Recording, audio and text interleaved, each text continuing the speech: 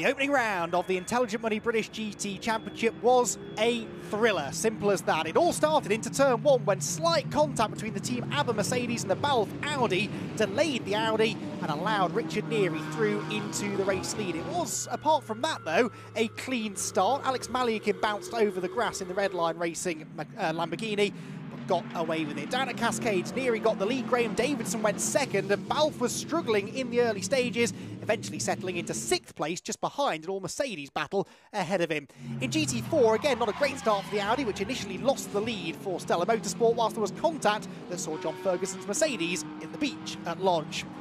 GT4 battling was every bit as close and as frenetic as it was in GT3, which saw in the first half of the race a three-way fight for the lead, until this happened. Graham Davidson off at high speed after contact with Richard Neary whilst fighting for the lead at Clay Hill.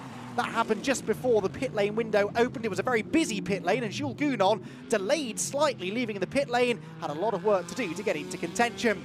The red line Lamborghini was in the wars there with contact from the Academy Motorsport Ford Mustang, whilst out on track the Sky Tempesta racing car was making friends with the Barwell Lamborghini.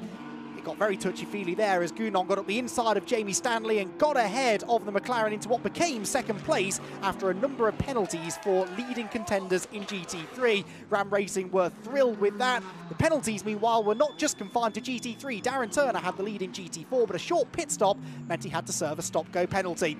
Towards the end of the race, Gounon was charging after Adam Carroll, took 5 seconds out of him to catch him with 15 minutes to go, but could not find a way through. Behind them, it all got a bit too much in the end for the red line Lamborghini, which finally ended its race in the Cascades barrier.